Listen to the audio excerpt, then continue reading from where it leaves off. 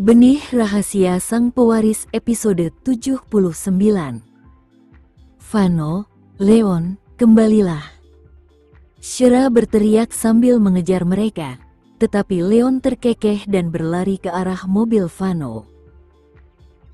Tak lama setelah itu, dia melihat mobil pria itu menjauh dan pergi. Saat itu, Shira tidak tahu harus tertawa atau menangis. Pertama, ia merasa nyaman dengan Vano yang menjaga Leon karena ia sering menitipkan putranya untuk dirawat setiap kali ia pergi ke luar negeri. Namun, tanpa putranya di sisinya, bagaimana jadinya ia dan Kenzo? Setelah menyadari situasinya, Kenzo menghargai sikap Vano yang menciptakan kesempatan baginya sekaligus mendukungnya. Ayo, kita masuk ke mobil. Kenzo menggandeng tangan Shira dan berjalan menuju mobilnya, tanpa membuang waktu sama sekali. Sementara itu, Shira benar-benar terdiam. Tingkat keintiman yang ia miliki dengannya sudah melampaui batas untuk hari itu, dan ia tidak berniat untuk melanjutkannya. Begitu mereka masuk ke dalam mobil, Kenzo berbalik dan bertanya padanya, "Bagaimana kalau kita jalan-jalan?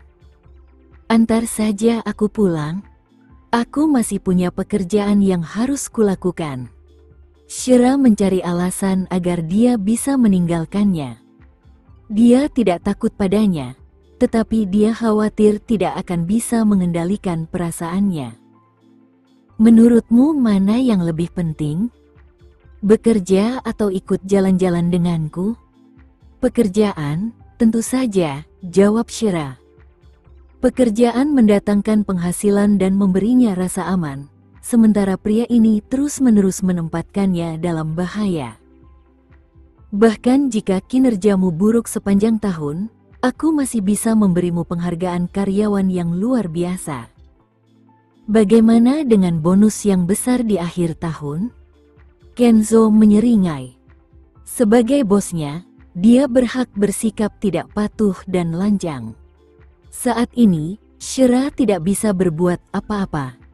"Baiklah, kita jalan-jalan." Setelah mendengar jawabannya, Kenzo menyalakan mobilnya dan melaju di sepanjang garis pantai kota. Rasanya santai saat mereka melaju di jalan raya. Shira sudah lama tidak bisa menikmati pemandangan malam seperti ini. Suasana hatinya membaik, dan dia merasa damai. Bulan yang terang bersinar di atas laut, tampak spektakuler dan megah. Dari kejauhan, pemandangan itu seperti lukisan cat air. Tiba-tiba, Kenzo memacu mobilnya ke jalan kecil. Ketika Shira melihat itu, dia tidak dapat menahan diri untuk tidak menoleh dan bertanya, "Kita mau kemana?" "Tunggu di sini sebentar." Kenzo meliriknya dan keluar dari mobil. Lalu, dia menyaksikan saat Kenzo berjalan menuju semak alang-alang yang tinggi, dan wajahnya langsung memerah. Kenzo kembali tak lama kemudian. Meskipun pria ini baru saja buang air kecil, dia tetap terlihat anggun dan berpakaian rapi, bahkan memancarkan aura brengsek berambut licin.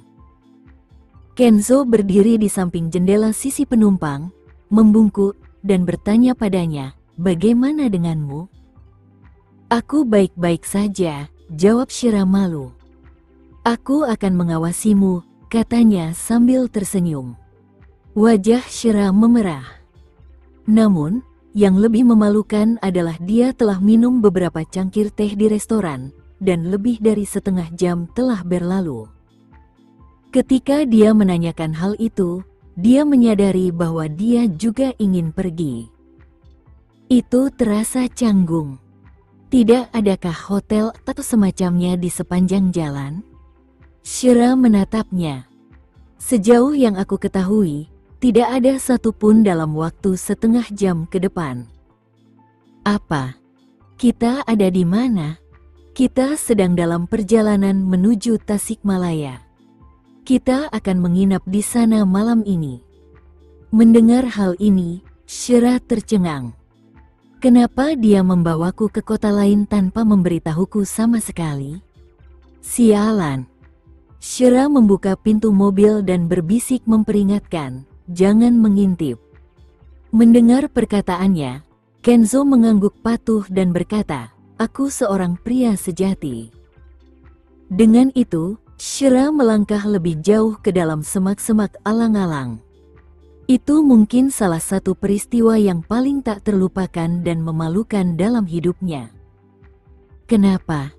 Kenapa ini harus terjadi saat aku bersama Kenzo? Astaga, gila. Ketika Shira kembali, wajahnya masih terlihat gugup. Namun, setelah memikirkannya, dia menerima kenyataan bahwa dia tidak dapat menahannya jika alam memanggil. Jadi tidak perlu malu akan hal seperti itu. Malah, itu lebih baik daripada menahannya dan menyakiti tubuhnya sendiri.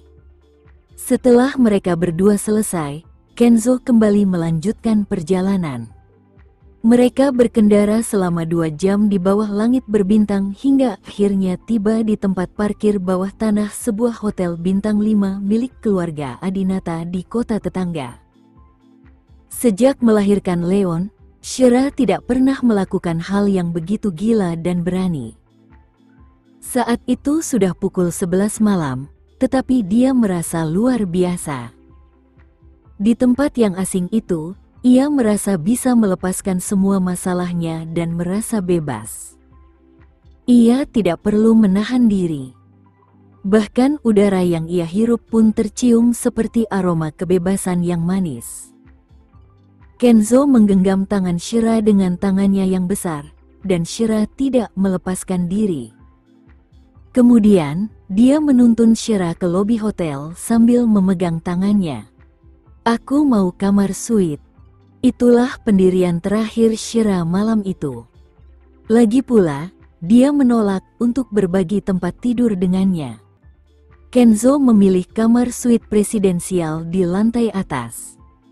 Kamar suite penthouse mewah di lantai 88 dengan pemandangan laut yang menakjubkan, membuatnya seolah-olah mereka berada di atas awan. Begitu Shira memasuki ruangan, ia terpikat oleh pemandangan di jendela setinggi lantai hingga langit-langit, dan ia tak kuasa menahan diri untuk tidak mendekat dan melihat-lihat. Setelah beberapa saat, Kenzo datang dari belakang, melingkarkan lengannya di pinggang Shira, dan menempelkan dagunya di bahu Shira dengan wajar. Kamu menyukainya? Ya, jawabnya jujur. Asalkan itu yang kamu inginkan. Bahkan kalau besok kamu mau ngopi di luar negeri, aku bisa langsung mengantarmu ke sana, katanya sambil terkekeh pelan. Jantung Shira berdebar kencang. Tidak ada wanita waras yang tidak menyukai Kenzo setelah semua yang telah dilakukannya untuknya. Terima kasih atas semua yang telah kamu lakukan untukku. Dia benar-benar bersyukur, dan hatinya tanpa sadar semakin dekat dengannya. Kamu pantas mendapatkan semua usahaku. Setelah itu, Kenzo mencium rambutnya pelan dan membalikkan tubuhnya. Napas Shira semakin cepat. Namun, saat dia menciumnya, Shira menerimanya dengan mata tertutup. Malam itu, Kenzo tidak melewati batas. Mereka beristirahat secara terpisah, tetapi Shira begitu gembira sehingga ia tidak dapat tertidur hingga pukul 3 dini hari. Pada dini hari, dia merasakan seseorang menyelinap ke tempat tidurnya. Dia mungkin bisa menebak siapa orang itu, tetapi dia terlalu mengantuk untuk membuka mata dan mengusirnya. Selain itu, suhu tubuh pria itu membantu menghangatkan tubuhnya yang agak dingin di pagi hari. Karena dia merasa sangat nyaman, dia melanjutkan tidurnya sambil menyandarkan kepalanya pada lengan berotot. Kemudian, dia samar-samar merasakan sebuah ciuman di dahinya. Bibir Kenzo melengkung membentuk senyum ketika melihat wanita yang masih tertidur lelap itu. Sepertinya dia juga tidak tidur nyenyak tadi malam. Apakah itu salahnya? Lagi pula, dia sudah memikirkannya sepanjang malam. Untuk saat ini, Kenzo harus menebus tidurnya. Ia memeluk wanita itu erat-erat, tetapi ia merasa lebih sulit untuk tertidur. Wanita dalam pelukannya lembut dan harum seperti sarapan lezat di minggu pagi, membuatnya ingin menggigitnya dalam-dalam. Meski begitu, Kenzo menepis pikiran itu sambil mendesah, dan dia hanya bisa memaksa dirinya tidur sambil memeluknya. Tanpa sepengetahuan mereka, berita utama yang mengejutkan muncul di internet dan di surat kabar pagi. Tema utama dari semua berita utama tersebut adalah identitas misterius pacar Presiden Wiharja Group terungkap. Setelah itu, berbagai caption penuh gimik dan kalimat yang menarik perhatian seperti "Tuan muda misterius keluarga Wiharja berkencan dengan wanita tak dikenal." Keduanya tak bisa menahan ciuman penuh gairah di kedai kopi pun tersebar di internet. Pacar Presiden Wiharja Group yang digosipkan telah terbongkar. Identitasnya tidak diketahui, tetapi dia luar biasa cantik. Presiden super kaya ajak pacarnya berbelanja. Bercumbu di kedai kopi setelahnya. Mengejutkan. Wanita ini adalah pemenang sejati dalam hidup. Kemudian dilanjutkan dengan beberapa bidikan close-up wajah Shera, dengan Kenzo mengusap bibirnya di leher Shera dengan cara yang intim. Sementara itu, kedua bintang skandal itu masih menikmati tidur pagi mereka di hotel, tidak menyadari badai yang sedang terjadi di luar. Shera akhirnya terbangun sekitar pukul 10 pagi. Ia meregangkan tubuh dengan malas dan berbalik, hanya untuk bertemu Kenzo dengan hidungnya. Tiba-tiba, udara di sekitar mereka berubah menjadi panas karena napas mereka saling terkait. Karena Shera sudah tahu dalam tidurnya pagi itu bahwa Kenzo telah menyelinap ke tempat tidurnya, dia tidak terlalu terkejut. Matahari musim dingin bersinar melalui jendela, memberikan perasaan hangat dan lembut ke dalam ruangan. Ia mulai menarik diri dengan perlahan. Sementara itu, napas Kenzo yang teratur menunjukkan bahwa ia masih tertidur lelap. Jarang sekali ada kesempatan seperti itu baginya untuk sekadar menatapnya dan mengagumi penampilannya.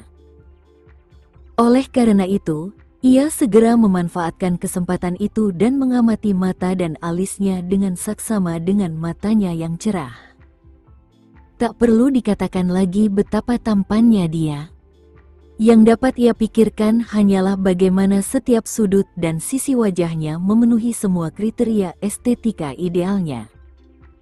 Penampilan Kenzo sempurna, dan itulah definisi wajah yang sempurna. Wajahnya tampak seperti diukir dengan sangat hati-hati oleh sepasang tangan yang terampil. Bulu matanya yang tebal dan panjang itu dengan anggun menutupi kelopak matanya yang bawah. Dan ada pesona kekanak-kanakan yang murni pada penampilannya. Namun, Shera tahu bahwa begitu mata itu terbuka, mereka akan melotot dengan kekuatan yang membara, seperti seorang kaisar. Oleh karena itu, ia tetap lebih menyukainya saat ia sedang tidur. Ia tampak seperti anak besar tanpa segala sikap agresifnya. Sedikit demi sedikit, tatapannya beralih ke bawah. Tatapannya menyapu rahang Kenzo yang halus, ke jakunnya yang seksi, dan ke kulit berwarna madu di dekat dadanya. Dia bahkan melihat sekilas otot dadanya yang kekar. Setelah menyadari hal itu, Shera buru-buru mengalihkan pandangannya. Dia tahu bahwa dia harus berhenti menatapnya. Kalau tidak, dia akan dianggap melakukan kejahatan. Namun tak dapat dipungkiri bahwa lelaki ini, sekalipun dalam tidurnya, memancarkan aura yang amat luhur, yang membuat orang-orang tak berani mendekatinya, melainkan mengaguminya dari jauh. Setelah itu, Shira tak kuasa menahan diri untuk melepaskan diri dari pelukannya dan turun dari tempat tidur selembut mungkin. Ketika melihat jam, ia terkejut karena ternyata sudah pukul 9:30. Tidak mungkin aku bisa datang bekerja. Aku masih di luar kota sekarang. Dia bertanya-tanya apakah dia harus memberitahu Rianita. Itu tidak berarti dia bisa membolos sesuka hatinya hanya karena dia bersama Kenzo.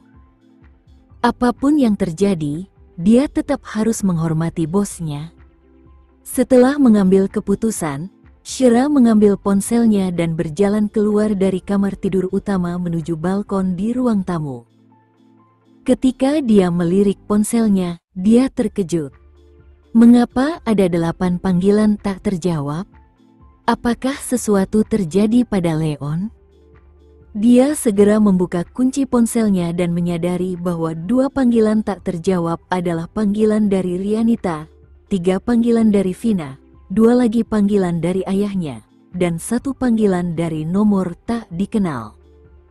Apa yang terjadi? Ponsel Shira tidak pernah sesibuk ini di pagi hari.